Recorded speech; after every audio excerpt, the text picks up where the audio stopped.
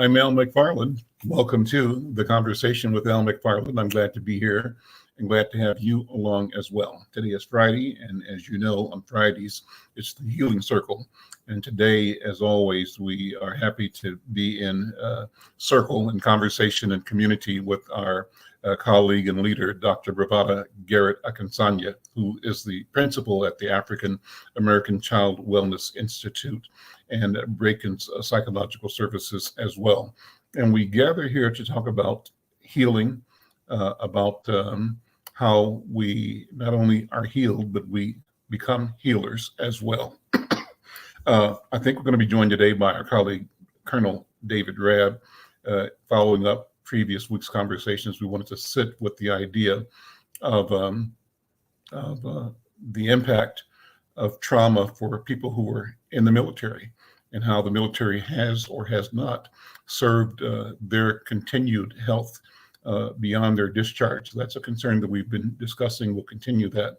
But I also want to say thank you, first of all, to everybody that has become a subscriber. We crossed the threshold last week and made it to 1,000 subscribers. You know, hooray, hooray, hooray. And it's due to you. Thank you.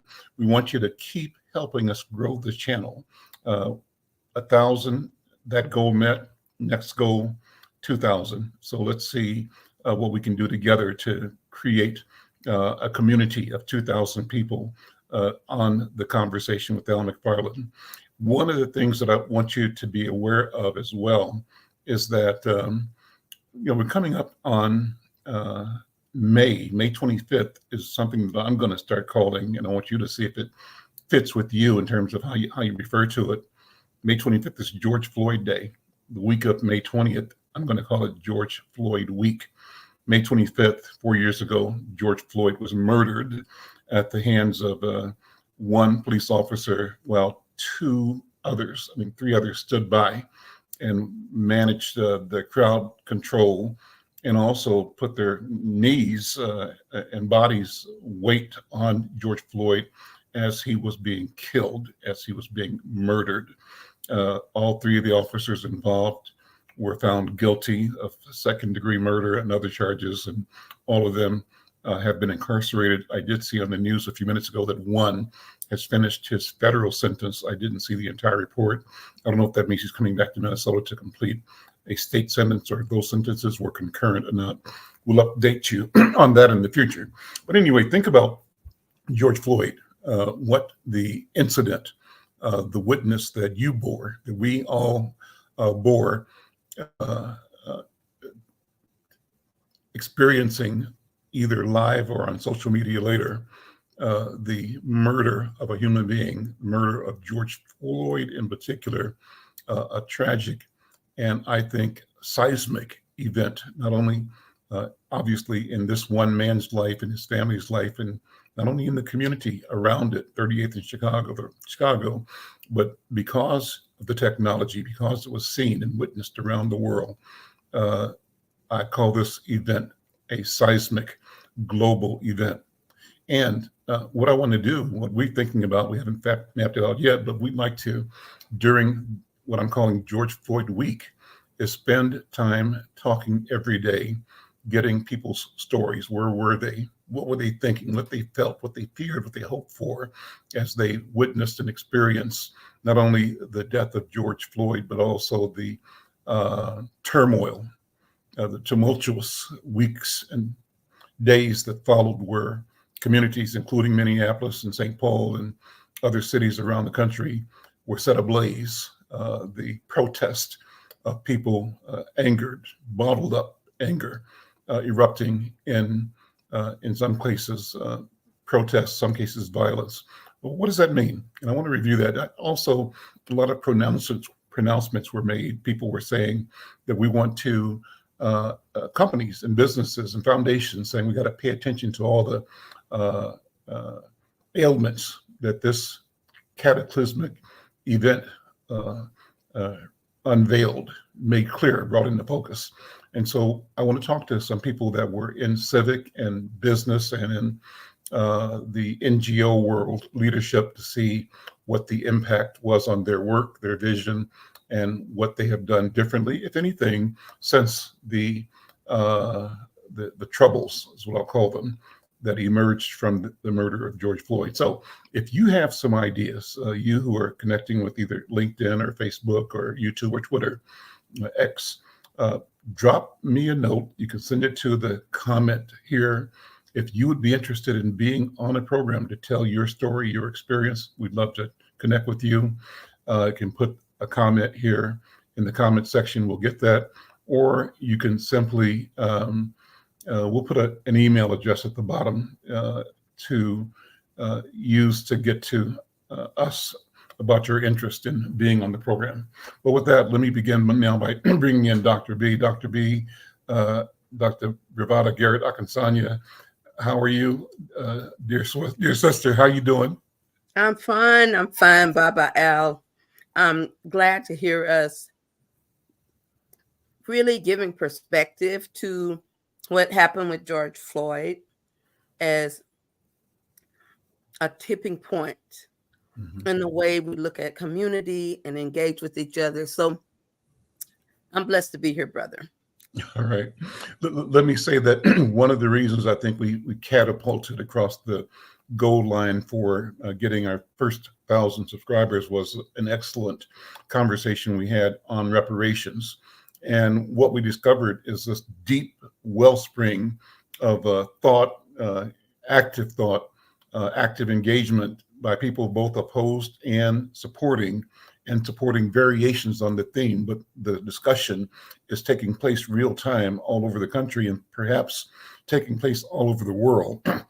In our panel, we talked about reparations for what's called ADOS, or American descendants of slaves, of slavery.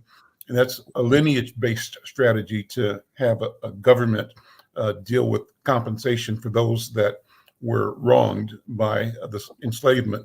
But there are other schools of thought that say it's not about lineage and it's not about just America, that we have to really have a global conversation, because the global South was really damaged and altered by the global slave trade and global economy coming out of Europe, and even before that, out of Arabia as well. So it's going to be a good conversation. Again, I want to say that conversation was so hot that over 10,000 people have watched it, and that pushed our numbers and pushed us in subscribers past 1,000. So we want to come back and keep focusing on elements of that, if that's what people want to talk about. It seems like it is. But I'm saying to the viewers who are there now, if you have suggestions or topics that you want us to address that you can engage with us on, we invite your participation. Help us out, help us grow.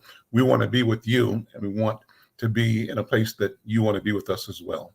Well, Dr. B, with that, why don't we tell people about our protocol for this program and bring in Brother David Rabb, who's here as well today.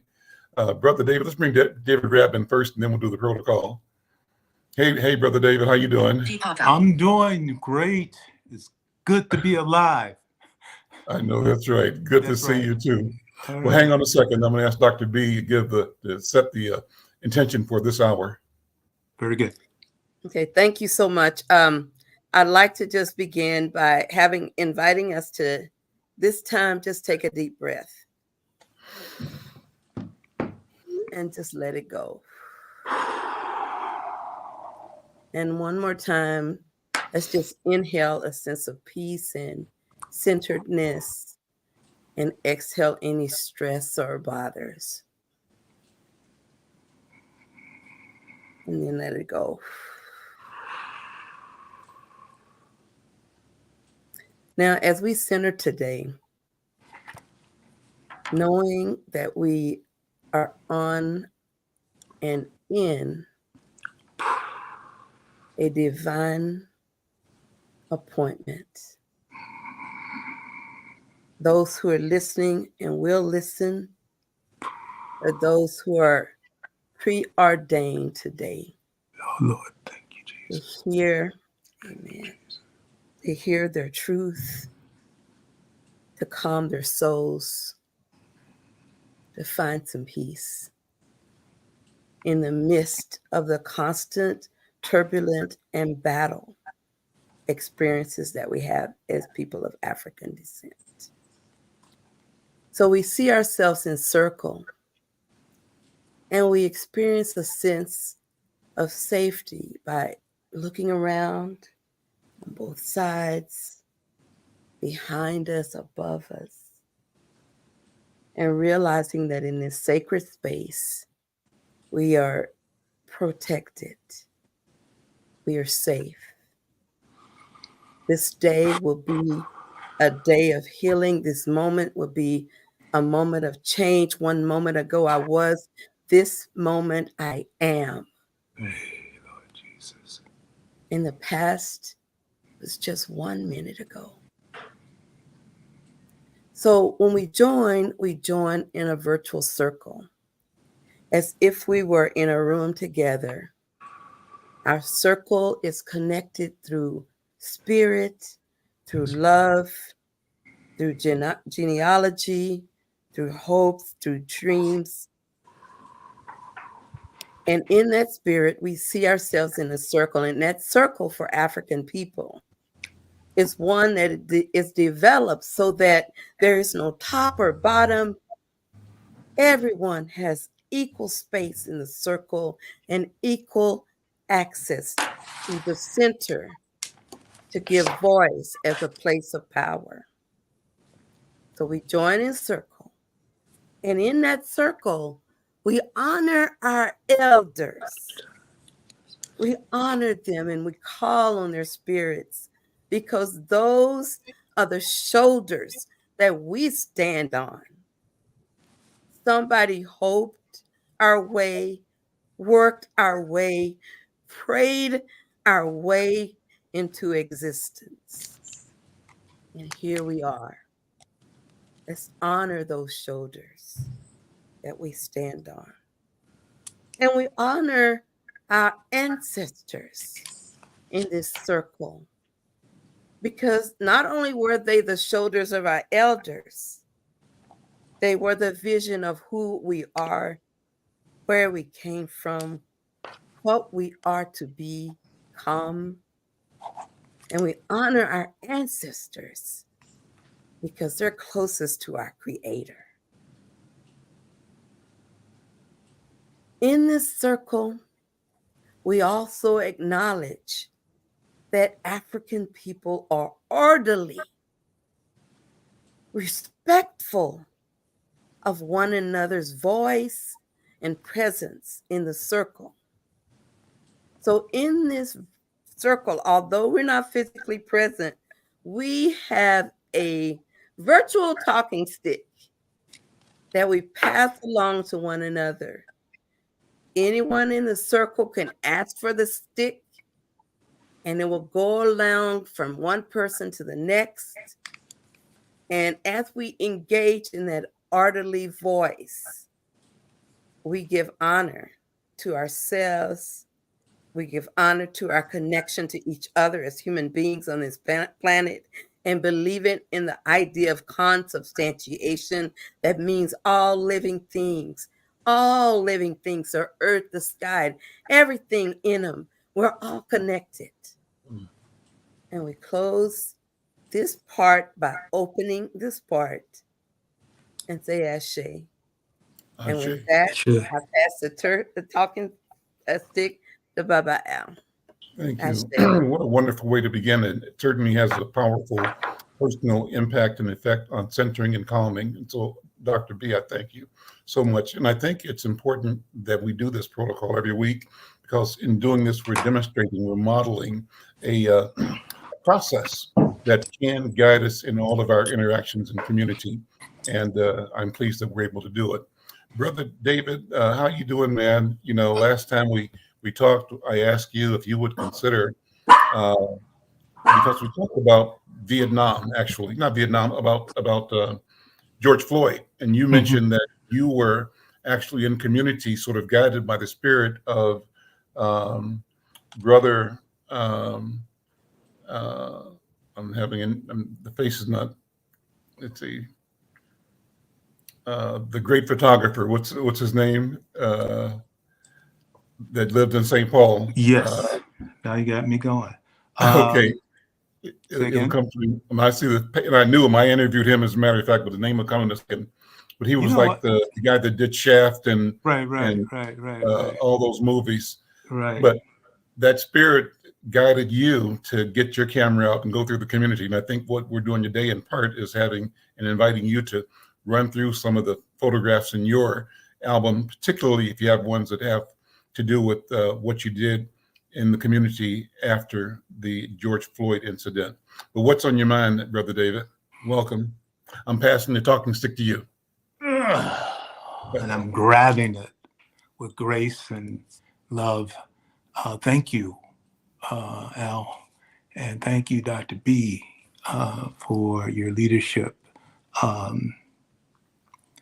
And, you know, I appreciate the prayer and the vision, Dr. B, that you laid before us. And my only suggestion is that we accept it. We accept it and that we walk through it. We don't get stuck, right? We are here on this earth, on this planet. And I personally believe that I just need to do my part. And I would recommend is that everybody who can hear me and also the community in the country hear me.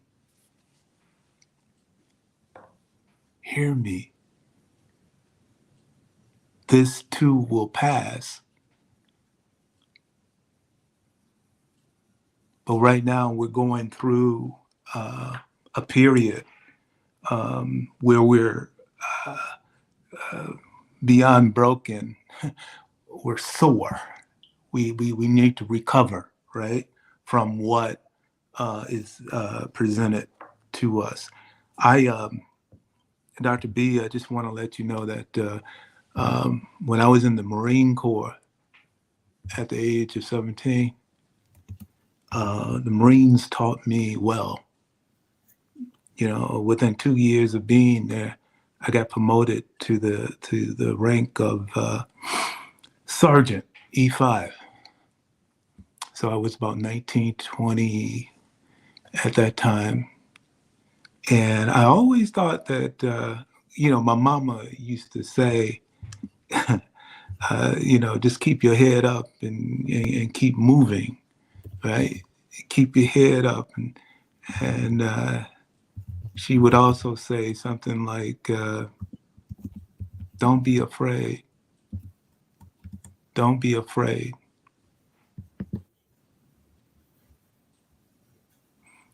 And so in this moment, I'm bringing that into light. I'm bringing that into light. One of the things that you need to know about me, because I was raised by the Marines, I was taught how to shoot a weapon. You can't be a Marine if you can't shoot, qualify. And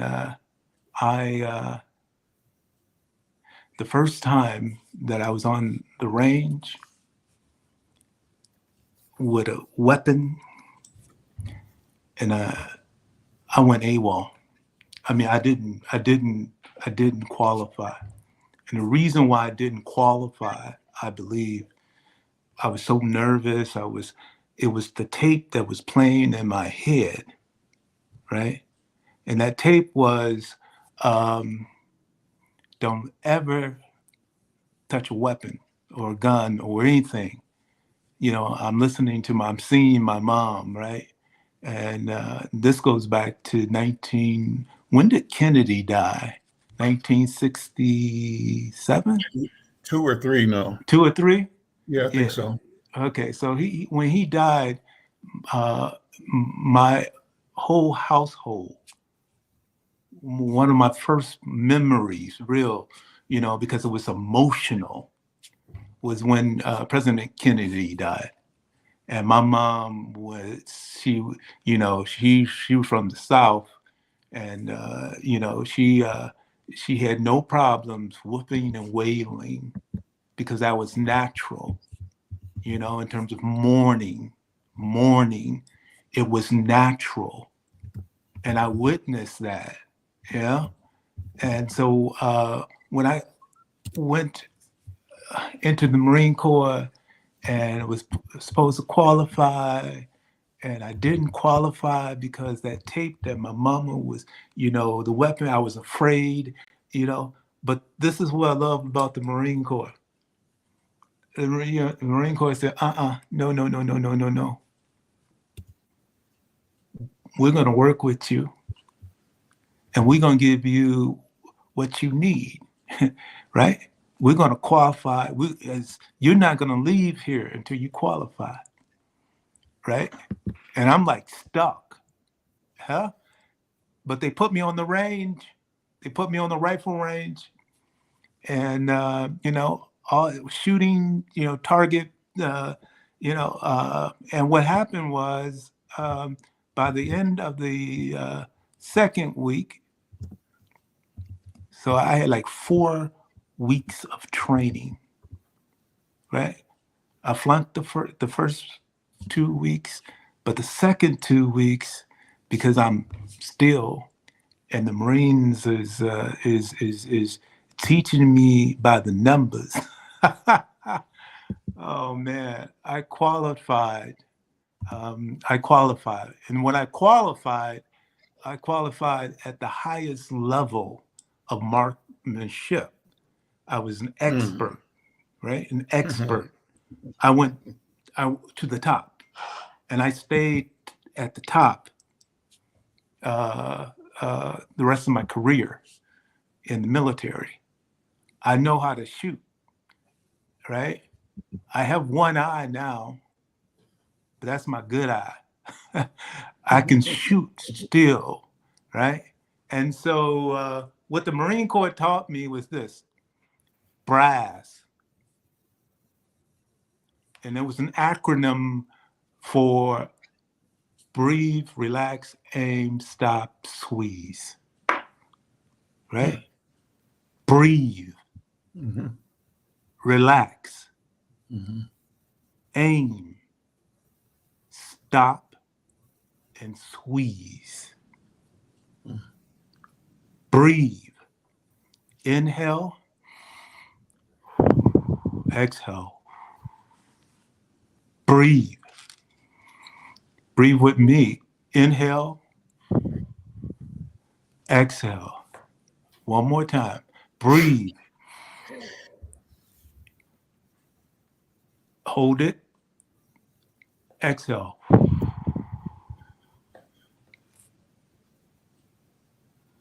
Watch your body shift. Change just a little. The other thing that BRASS stands for is to relax.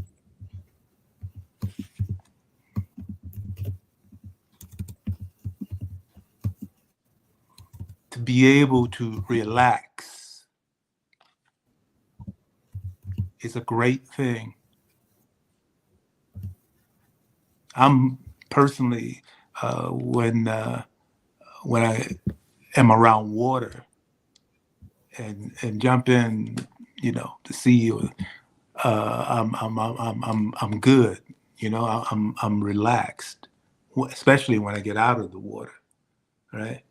And that relaxation is something that I think all of us need to remember, is that we need to, on a daily basis, we need to take time just to relax, because we work, and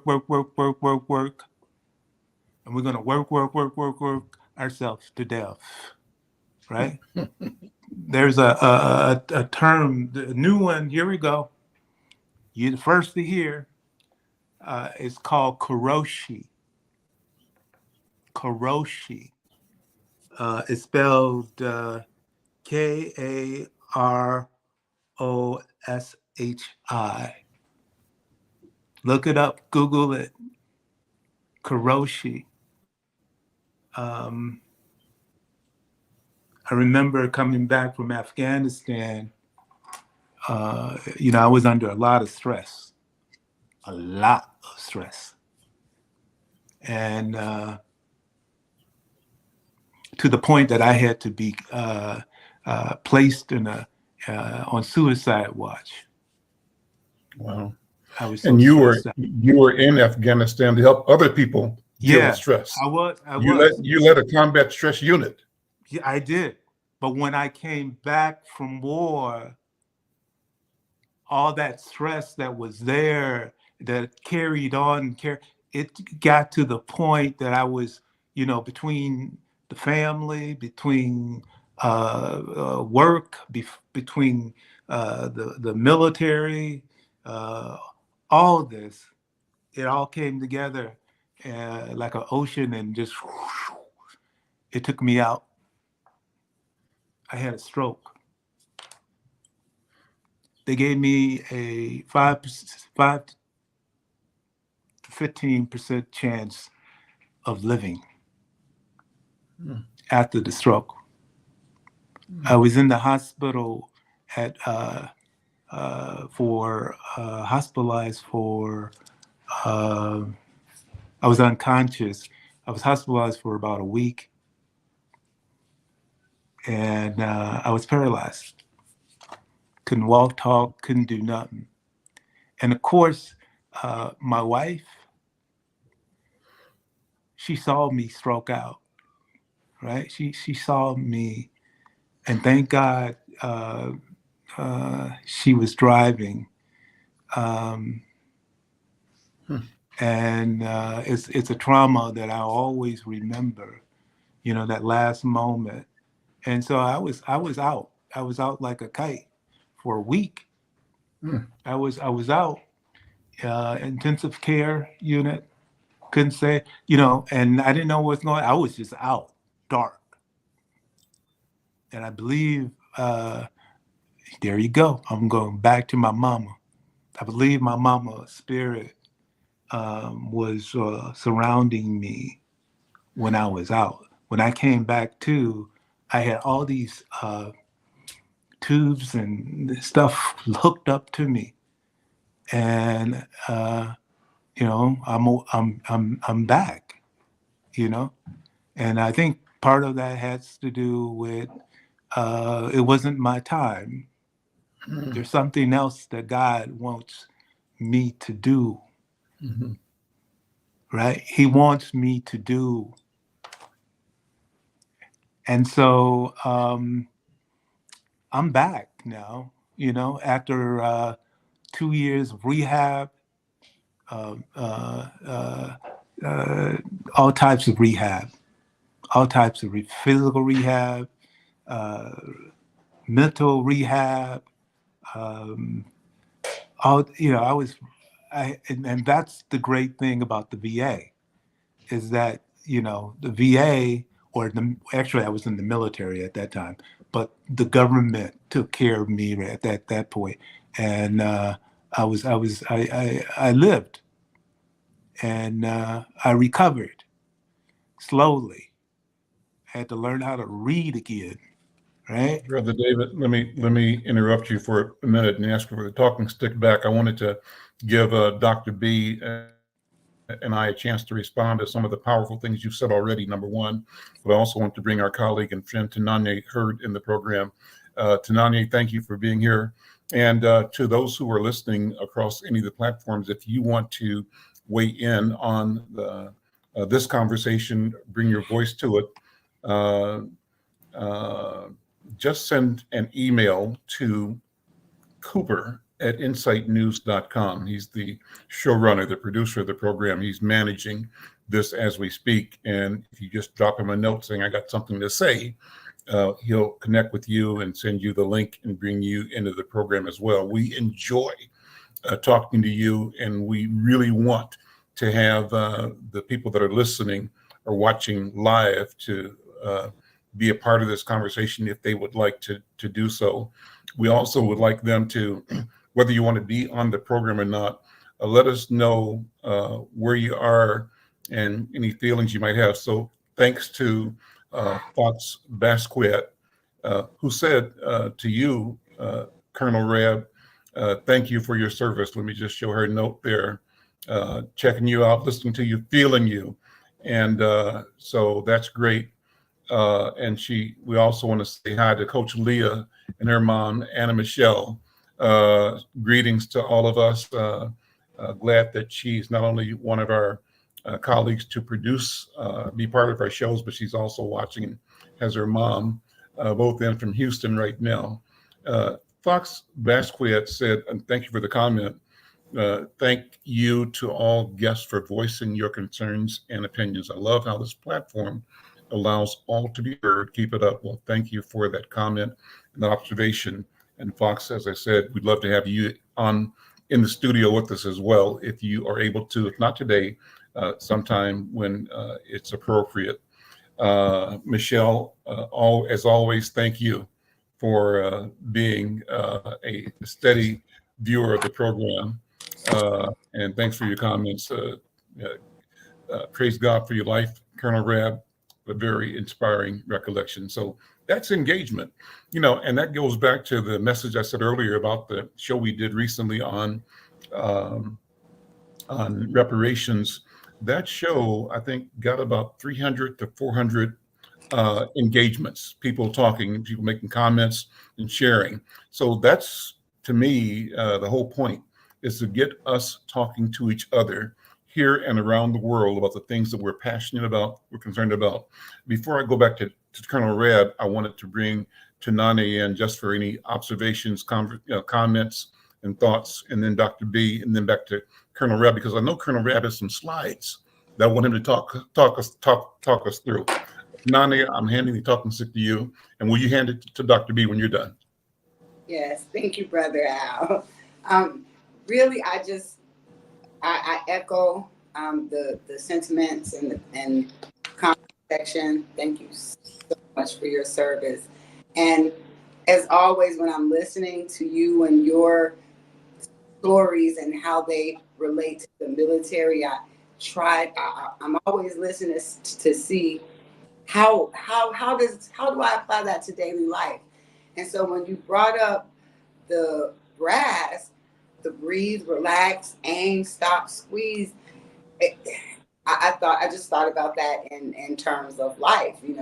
When we're in moments where we need to focus, where we need to control, where we need to be precise and accurate and just on point.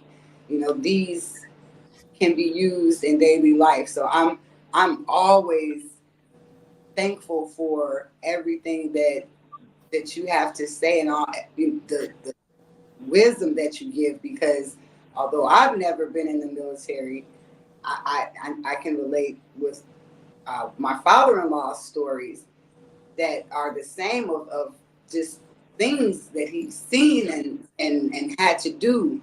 And so that's for me why I always bring it into daily life. So, I know where it was interesting where you said aim, stop, and squeeze. And I thought of that in daily life, like aim, like set your goals, have a clear direction.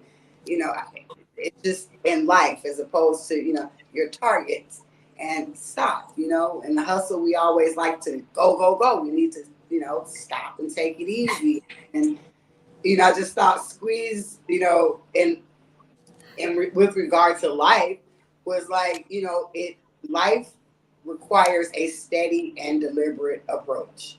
Come on. You have to take your time. You have to apply consistent work and try to execute your task with precision. I mean, that thinking with, about that. So it was just interesting that term in the military gave me that basically this approach in life can lead to better outcomes and just a greater sense of satisfaction in daily endeavors. And so with that, I'm going to pass the talking stick to you, Dr. B. Thank you, Sister Tanaye. It's so beautiful to see you again. And I love it when you join us. You always bring so much, just like a breath of fresh air, and so much positive energy and insight. I just love having you on the show. Please make sure you come back. What I wanted to say when I was listening to Brother Rab is I thought about what a soldier sees, what they see, and what tools they have to manage it. And I too thought, like Sister Tanaya, as to why it's so critical to use those steps, the breathing, the relaxing, the aiming, the stopping. That part hit me. Stop. And Stop. then back. Squeeze. Stop. Okay, get your bearings. Hey, When things change around us, oh, how important it is to, like I said, breathe. One moment I was, the next one I am, to relax into it, because as long as you keep breathing, that's God's way of telling you to keep on going. Aim, like she said, aim high, look at where you want to go, but just thank you. stop a minute before you squeeze. Mm-hmm. And so, brother, you, even in your mildest ways, you're always teaching, always teaching. And it reminds me of what a soldier sees when they look into the world. They Thank have you. to have that mentality. And sometimes what they see, what they're aimed toward, isn't always what they thought it was going to be. And that's where I think we let our soldiers down. That's where we let ourselves down as people of African descent. Mm. I think there are a lot of ways that if we just use those basic principles, and I'm talking to myself now, which is Come really, on now. Bible say, physician, hear yourself. So I'm telling you, these are hidden words you're speaking. And so with that, I'm going to look at that as a context as we look at those slides that you're going to bring forward in a moment.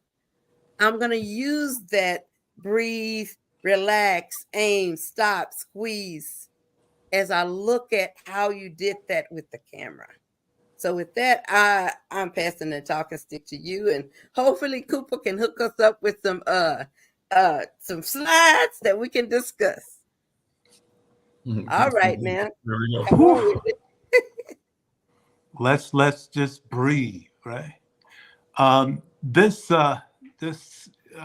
slide presentation, I just want you to just go quick, right? I'll say next, right? And if you can move the slide when I say next. Hua means do you hear me, or good, right? You're gonna hear, sometimes I say hua, sometimes I say hoorah, and then sometimes I say hoo-ya. See, this is a different language. This is the military has a way. It has its own language and its own uh, frame of thinking that is different, and sometimes it's similar. But the point is that when you have veterans come up in there, you know, and it's going to change. It's going to change because we're included. And I believe that one of the reasons why we have a high suicide rate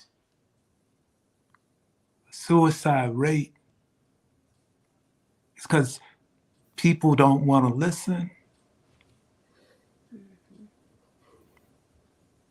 They don't want, because we're busy, busy, busy, busy. We have no time for you, even though you're a wounded veteran. But then what happens is that race jumps into this, right? Throw race in. Does race matter in the military? Does it?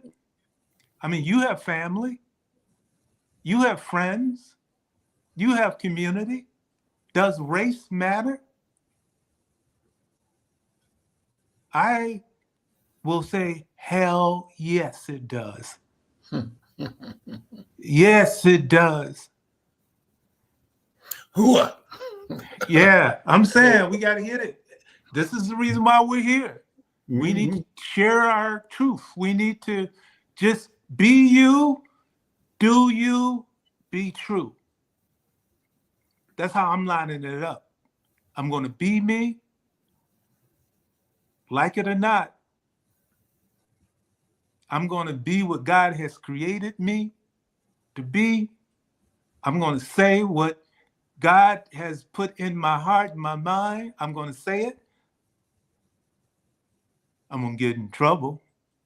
I'm going to get in trouble. Good trouble. Then, isn't there a book that was written recently? Right? What's the brother who said good trouble? John Lewis. That I'm saying. Mm-hmm. John Lewis. Hold on to that for a minute. What was he fighting for? And why are we fighting now? Because we're at war. I'm just going to say it. You know, we're at war, and a lot of people can't see it. Discrimination is rampant in our country. I feel betrayed by the way that I was treated as a Black soldier. Not a Marine, but a soldier. And you know what? The U.S. Army is one of the largest and best organizations. I give them credit for doing what they do. And that is to fight our wars, right? They put a lot of emphasis in educating and training and all that. But when you walk through, if you're a person of color or a woman or a male or transgender, you're going to be challenged to fit in.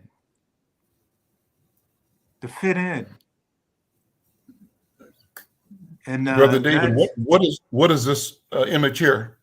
Okay, that image, I'm glad you hit that image there. That image there is when actually I was about to go to Afghanistan. I was going to go to Afghanistan. I just got the word that, and I was working as a military liaisons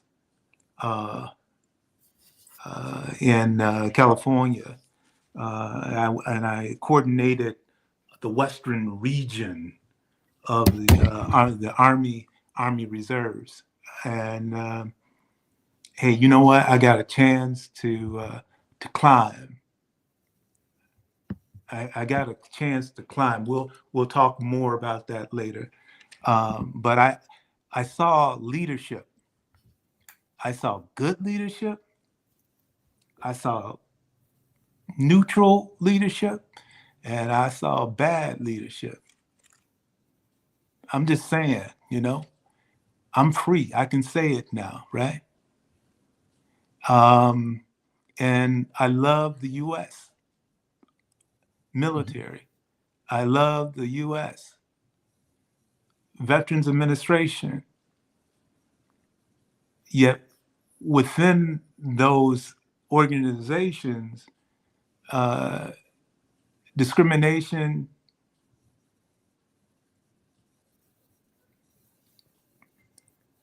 violence,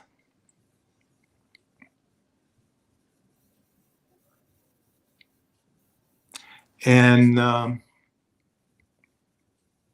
it's there. Okay, slow down right here. You see that right? That that photo right there, check this out.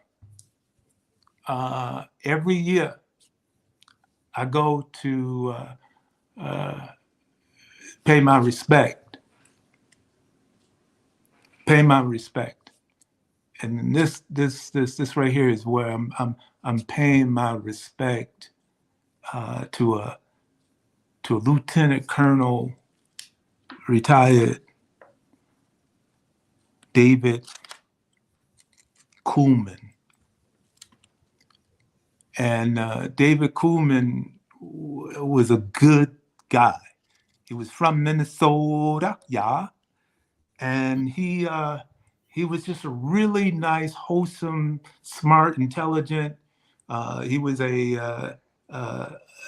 when I first engaged him, he was like the only person that really accepted me for who I was as being a Black man, because it was, as my mama would say, the unit was lily white, right?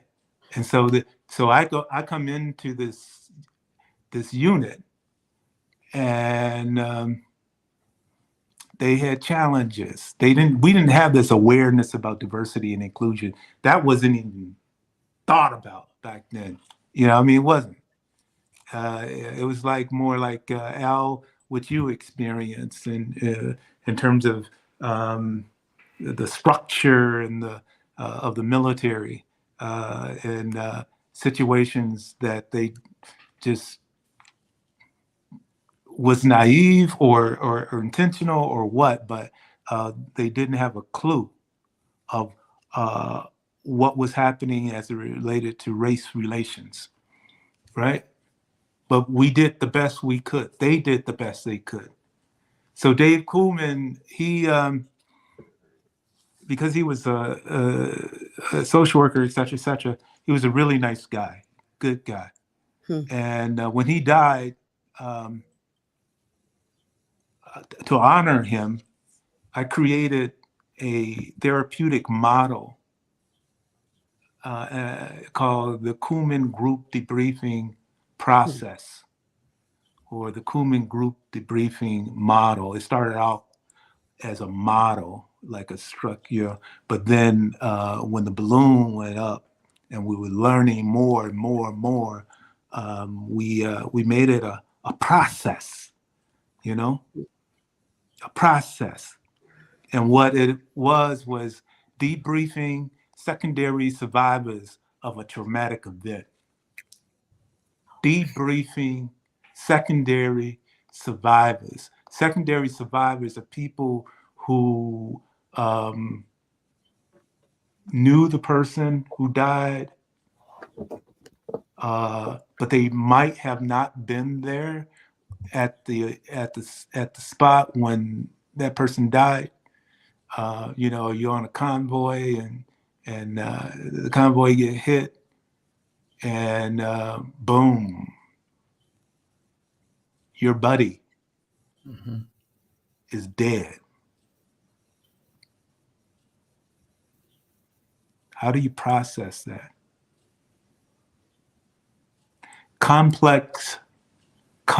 It was very complex. It was very complicated. And these days we hear these terms called complex grief, right? And what that is, you know, usually there's a straight line in the mourning process. You know, if you're lucky in life, yesterday I went to a funeral for a family member, and that person lived to be like 89. He was a vet. 89. And they honored him really nice, in that they had his boots that he wore. And you know, it was a small community that, you know, gave respect to one of their fallen. When you're a veteran, you're a veteran. I don't care if you how old you are, what color you are, gender, everything. If you're a veteran, you're a veteran. And for me, it feels like it's a spirit in which we operate. Not all, but most. There's a spirit that goes with the package, that goes with me. Can I interrupt? Cooper, do you mind backing up one slide? Can you tell us about the Warrior Recovery Center and where this is and what are you doing here? Okay. The Warrior Recovery Center, 2012. What that was in Kandahar, Afghanistan. They have an air base there that they basically it's a very large organization that takes care of the wounded and the sick and all that. They also were looking at combat operational stress, because there was a lot of people getting stressed out, right? And so what we did is we created a system of care. Check that out, a system of care.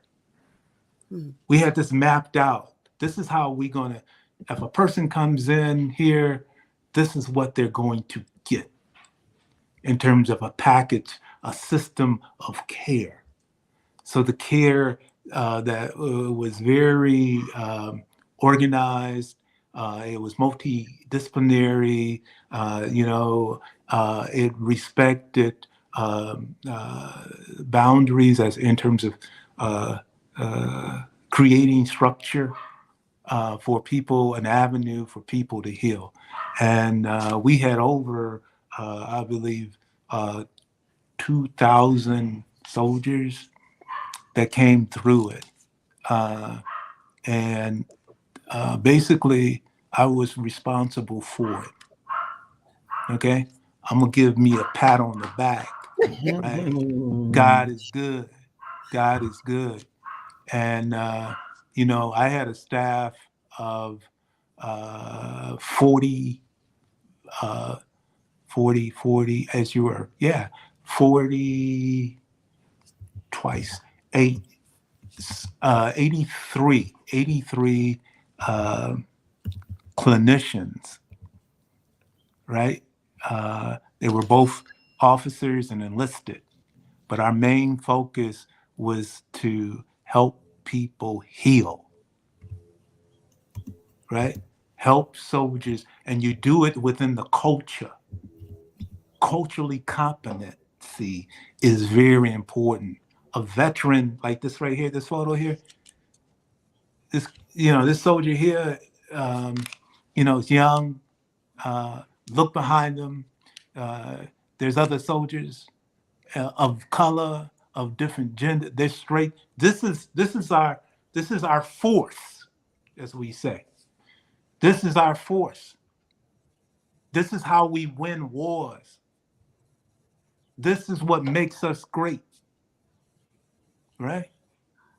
And it's something that I think makes our country tick. Okay. What are these last two slides? What's the one of the two young men? That was pretty interesting. Go back one, Cooper. What's that? Okay. That right there is my cousins. I was born in Chicago. Mm-hmm. And my cousins, they were older than me. They came out of the same community that I did. Mm-hmm. And what happened was they became there were 18 kids. The Benson family, 18 kids. And I saw my aunt, who orchestrated all that. For me, it was beautiful. I saw family. You Sure. know, when they And who's this say person on the again, slide now? Who is this one? that right there is it's just you know a photo of a warrior Okay. who the Civil War and his family and his kids, right? And the issue is that soldiers come with a package, Mhm. right? We come with family. This right here is a photo of my unit in Afghanistan. Um, uh, Before we went to Afghanistan, you go through a lot of training. You go through a lot of training, and we had completed the training, but we also wanted to honor one of the nurses. As you were, she was a psychologist. She was torn because she had already served, honorably and gracefully, and was at a point where she could retire, and she made the decision to retire, which was good because she was, she did a lot. Those photos right there, actually, I took. And this is April of 2004. Um, all hell broke out. All hell broke loose, and we lost 8 soldiers. 8 soldiers. And again, my role is a healer. My role was to help create environment where people could grieve and get support and get some education on grief and loss, right? Photo that one is from that's my unit or some of my unit in California. I was the commander of the 113th Combat Stress. This is the unit that went to Afghanistan. And this photo right there, that photo is beautiful. My daughter, I just saw her a couple of minutes ago, but she's now 22 in college. My wife and I adopted 2 girls. It was more my wife doing. She wanted, and we already had 4 kids, and my wife wanted to adopt, and I said, "What?" I mean, the kids are, our kids, they're about to go in the house, they're getting ready to graduate from high school. But you know what? Who's this? Who's this? Those are my girls, All and right. huh? And Mandy, Elise, Lietta, Zora. Zora is pregnant now. She's tall and well, she's the one leaning, but Standing up. she's pregnant now. I'm gonna have a grandchild, All right. and Congratulations. I can't wait, baby girl. Anyway, What's so I have that. This right here, it goes back to the beginning. I yeah. told you, brass, breathe, relax, aim, stop, squeeze. That's what I learned in the Marine Corps. And I've taken that, what do we call it? That framework, and I reapplied it to civilian life. That's God. That's brilliance. That is brilliant. And so in terms of helping people recover and get what they need, that's what I do. And I'm proud of what my units all of them, all the members. The best thing is to see them grow, Mhm. to see them grow, because you're only in people's life for a brief period of time, and it's nice to be a force multiplier, right? I have so many warriors that I have groomed. So America should be in good hands, right? All It right. should be. But we still have challenges. We still We have have challenges we have to that let we that need to be work. the Brother Say David. again? That has to be our mic drop. We're out of time. Thank you. All That's right. good. That's the mic All drop. right. Listen, what a great conversation, a great story, and thank you for sharing so much information and the images and the story behind the images. Dr. B, I'll have you say the final word. Thank you, Tananya, for being here. I just want to remind people that we thank you, listeners and viewers. Like there's a number of people on Twitter. Thank you. Subscribe, like, comment, share. That's what we want you to do. This is the Conversation with Al McFarlane. And Dr. B, why don't you close us out? I guess the lesson from today is that as we heal others. And remember to rest, relax, stop, and aim. And All so right. we got it going on. No, So no, no. next week. Sweet.